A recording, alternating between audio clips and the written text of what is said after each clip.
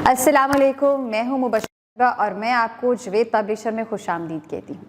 आज की इस वीडियो में इस्लामियात क्लास ब्राय हफ्तम बाब सौम सिरत तैयबा सल्लल्लाहु अलैहि वसल्लम के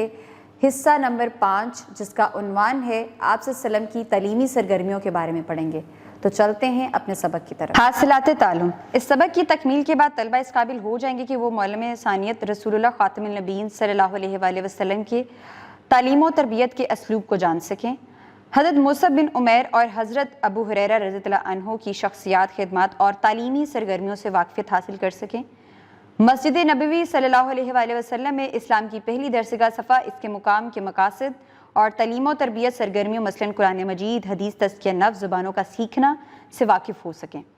सीरत तैयबा खातमुन नबीय्यीन सल्लल्लाहु अलैहि वसल्लम की रोशनी में तालीम व तरबियत सरगर्मियों के वाक़यात को समझकर अमली ज़िंदगी में इल्म के फ़रोग़ में अपना किरदार अदा कर सकें। आज के इस सबक में हम आप सल्लम की तालीमात और खिदमात के बारे में पढ़ेंगे कि किस तरह आप सल्लल्लाहु अलैहि वसल्लम ने सहाबा किराम रज़ियल्लाहु अन्हुम के साथ मिलकर दीन की तालीम को आम किया और सहाबा किराम रज़ियल्लाहु अन्हुम को दीन की तबलीग के लिए तैयार किया। और हम सब भी आप सल्लम की बताई हुई तालीमात पर आज तक अमल करते हैं और हमें चाहिए कि हम आप सल्लम की बताई गई ज़िंदगी के मुताबिक जो है वो अपनी ज़िंदगी को गुजारें और इसी तरीके से हम दुनिया आखिरत में कामयाब हो सकते हैं। मोहसिन इंसानियत सरवर दो आलम हज़रत मोहम्मद रसूलुल्लाह खातमुन नबीय्यीन सल्लल्लाहु अलैहि वसल्लम पूरी इंसानियत के लिए एक अजीम और मसाली मौल्लम बनकर दुनिया में तशरीफ़ लाए, जिनकी तालीम व तरबियत ने एक मुख्तसर से अरसे में पूरे जज़ीरा अरब की काया पलट कर रख दी।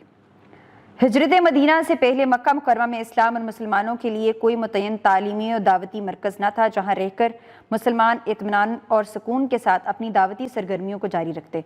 दर हकीकत मक्की दौर में खुद रसूलुल्लाह अकरम खातमुन नबीय्यीन सल्लल्लाहु अलैहि वसल्लम की ज़ात अक़दस ही मुतहरिक दरसगाह थी। सफ़र और हिज्र, दिन और रात, हर हाल में और हर मुकाम में आप खातमुन नबीय्यीन सल्लल्लाहु अलैहि वसल्लम सहाबा किराम रज़ियल्लाहु अन्हुम को तालीम व तरबियत देते और इस्लाम की दावत तबलीग करते थे। इसके साथ ही आप खातमुन नबीय्यीन सल्लल्लाहु अलैहि वसल्लम ने दूर दराज इलाकों में इस्लामी तालीमात सिखाने के लिए अपने सहाबा किराम रज़ियल्लाहु अन्हुम को भी तैयार किया। मदीना मनव्वरा में जब कुछ लोग मुसलमान हो चुके थे तो इनकी तालीम व तरबियत और इस्लाम की दावत को मज़ीद वसअत देने के लिए एक सफ़ीर और मुअल्लिम की ज़रूरत थी। इस मनसब के लिए हज़रत मुसअब बिन उमैर रज़ियल्लाहु अन्हु का इंतखाब किया। हज़रत मुसअब बिन उमैर रज़ियल्लाहु अन्हु नहायत खुश शक्ल, अक्लमंद और बेहतरीन गुफ्तगू करने वाले दाई थे। उन्होंने अपने आला अखलाक से दीनी तालीमात को फैलाकर बहुत सारे लोगों को इस्लाम में दाखिल किया। इस सबक में बताया यह जाता है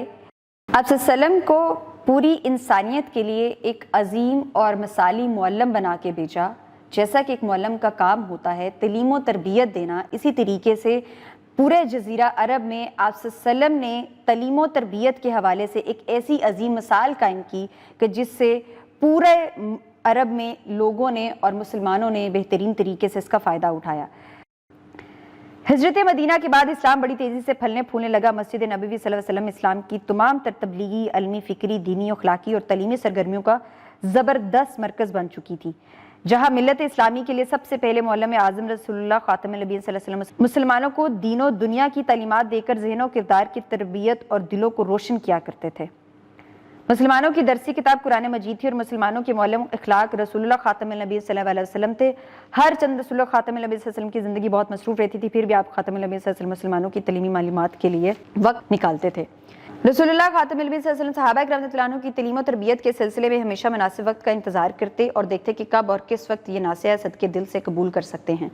नबी करीम खातमुन नबीय्यीन सल्लल्लाहु अलैहि वसल्लम मुखातिब की नफ्सियात का खास ख्याल रखते थे। हर एक की तरबियत उसके मिजाज के सामने रख कर फरमाया करते थे। आप खातमुन नबीय्यीन सल्लल्लाहु अलैहि वसल्लम जब सहाबा किराम रज़ियल्लाहु अन्हुम को कोई नसीहत फरमाते तो उसे 3 बार दोहराते ताकि बात अच्छी तरह ज़हन नशीन हो जाए। इसी तरह तालीम देते वक्त आप खातमुन नबीय्यीन सल्लल्लाहु अलैहि वसल्लम का लबो लहजा धमकाना ना होता बल्कि मुशावराना होता।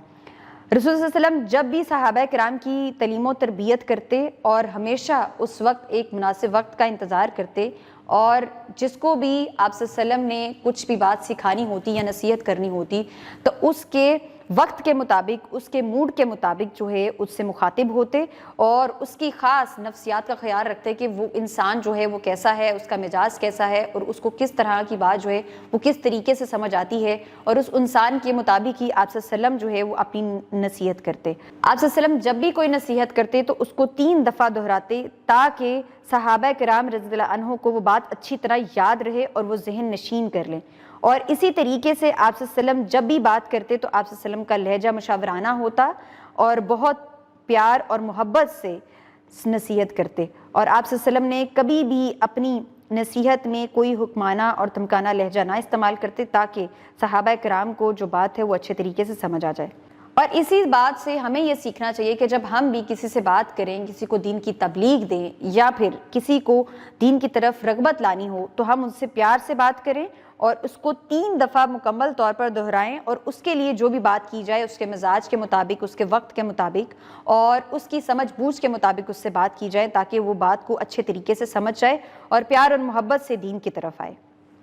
آپ خاتم النبیین صلی اللہ علیہ وسلم نے مسلمانوں کو آپس کے تعلقات کو مضبوط رکھنے کی تلقین کرتے ہوئے ارشاد فرمایا کہ آپس میں حسد نہ کرو، آپس کے تعلقات نہ توڑو، بھائی بھائی بن جاؤ، اور اپنے بھائی سے 3 دن سے زیادہ قطع تعلق کی نہ رکھو۔ اتنے ہی نہیں بلکہ اپنے پڑوسیوں اور کتابت داروں کا خیال رکھنے کے متعلق فرمایا، جو شخص مومن نہیں جو ایسی حالت میں پیٹ بھر کے سو جائے اس کا پڑوسی بھوکا ہو۔ آپ صلی اللہ علیہ وسلم جہاں پر تعلیم و تربیت کی تدریس کر رہے تھے وہاں پر آپ صلی اللہ علیہ وسلم نے آپس کے تعلقات کو مضبوط رکھنے اور اچھے سے نبھانے کی بھی تلقین فرمائی، جیسا کہ ایک دوسرے سے حسد نہ کریں اور اس کے ساتھ ساتھ اپنے دوسروں کے ساتھ جو تعلقات ان کو کبھی بھی نہ توڑیں، اور کسی بھی بھائی سے 3 دن تک ناراض نہ رہا جائے، اور اس کے ساتھ ساتھ پڑوسیوں اور رشتہ داروں کے بھی خیال رکھنے کے متعلق فرمایا کہ وہ شخص مومن ہی نہیں کہ جو ایسی حالت میں پیٹ بھر کے سو جائے کہ اس کا پڑوسی بھوکا ہو۔ یعنی ہمیں یہ بات خیال رکھنی چاہیے کہ ہمارے ارد گرد کے جو پڑوسی ہیں، رشتہ دار ہیں، وہ کیا پیٹ بھر کر کھانا کھاتے ہیں، کیا ان کی زندگی میں کوئی مسائل تو نہیں، کوئی پریشانیاں تو نہیں، ان کے بارے میں بھی خیال رکھنے کا حکم فرمایا گیا ہے۔ آپ خاتم النبیین صلی اللہ علیہ وسلم جانتے تھے کہ کسی بھی معاشرے کی اصلاح خواتین کی اصلاح کے بغیر ممکن نہیں، لہٰذا سرکار دو عالم خاتم النبیین صلی اللہ علیہ وسلم نے شروع سے ہی اصلاح خواتین پر بھی زور دیا۔ ہفتے میں 1 دن خواتین کی اصلاح کے لیے مختص کر دیا تھا۔ دن کے موقع پر بھی آپ خاتم النبیین سے خواتین سے خطاب فرمایا کرتے تھے۔ آپ صلی اللہ علیہ وسلم نے صحابہ کرام کی تعلیم و تربیت کے ساتھ ساتھ خواتین کی اصلاح کو بھی فروغ دیا، اور آپ صلی اللہ علیہ وسلم شروع سے ہی صحابہ کرام کے ساتھ ساتھ خواتین کی بھی اصلاح کرتے، اور ہفتے میں 1 دن درس و تدریس کا ایک خاص اہتمام کیا جاتا، اور عیدین کے موقع پر یعنی چھوٹی عید اور بڑی عید کے موقع پر بھی خواتین سے آپ صلی اللہ علیہ وسلم اسپیشل خطاب فرماتے۔ صفا ایک عظیم درس کا۔ صفا کے لفظی معنی ہے صاحبان یا سایہ دار جگہ۔ مسجد نبوی صلی اللہ علیہ وسلم کے ایک گوشے میں ایک چبوترا بنایا گیا جسے صفا کہا جاتا ہے، جس میں وہ مہاجر صحابہ کرام رضی اللہ عنہ آ کر رہنے لگے تھے جو نہ تو کوئی کاروبار کرتے تھے اور نہ ہی ان کے پاس رہنے کو گھر تھا۔ وہ دن رات تزکیہ نفس، کتاب و حکمت کی تعلیم پانے اور دینی تقاضوں کو پورا کرنے کے لیے خدمت اقدس میں حاضر رہتے تھے۔ صفا ان غریب اور نادار صحابہ کرام رضی اللہ عنہ کی جائے پناہ بھی تھی جنہوں نے اپنی زندگی تعلیم و دین، تبلیغ و اسلام، جہاد اور دوسری اسلام خدمات کے لیے وقف کر رکھی تھی۔ یہاں سے علم حاصل کرنے والے صحابہ کرام رضی اللہ عنہ نے دنیا کے کئی ممالک میں علم کے فروغ کا فریضہ سر انجام دیا۔ ان مبارک صحابہ کرام رضی اللہ عنہ میں حضرت ابو ہریرہ رضی اللہ عنہ بھی شامل ہیں۔ صفا ایک ایسی عظیم درسگاہ ہے کہ جو سب سے پہلے مسجد نبوی کے ایک گوشے یعنی ایک خاص جگہ پر ایک چبوترا بنایا گیا جہاں پر وہ مہاجر صحابہ کرام رضی اللہ عنہ آ کر رہنے لگے جو نہ تو کوئی کاروبار کرتے تھے اور نہ ان کے پاس رہنے کی جگہ تھی۔ جیسا کہ آج کل ہمارے مدارس کی ایسی جگہ ہے جہاں پر بہت زیادہ لوگ اور بچے آ کر جو ہے وہ قرآن کی، حدیث کی تعلیم بھی حاصل کرتے ہیں اور اس کے ساتھ ساتھ وہاں پر رہتے بھی ہیں۔ اسی طریقے کی جو سب سے پہلے درسگاہ بنی تھی وہ صفا تھی جو کہ مسجد نبوی میں تھی، اور وہاں پر جتنے بھی صحابہ کرام تھے جن کو زندگی تعلیم دین، تبلیغ اسلام، جہاد اور دوسری اسلامی خدمات کے لیے وقف کر رکھی تھی،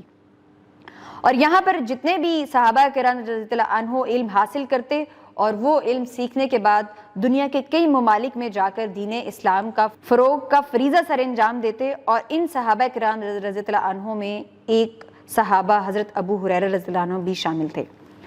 حضرت ابو ہریرہ رضی اللہ عنہ ایک جلیل و قدر صحابی ہیں جنہوں نے سب سے زیادہ رسول اللہ خاتم النبیین صلی اللہ علیہ وسلم سے احادیث مبارکہ روایت کی ہے۔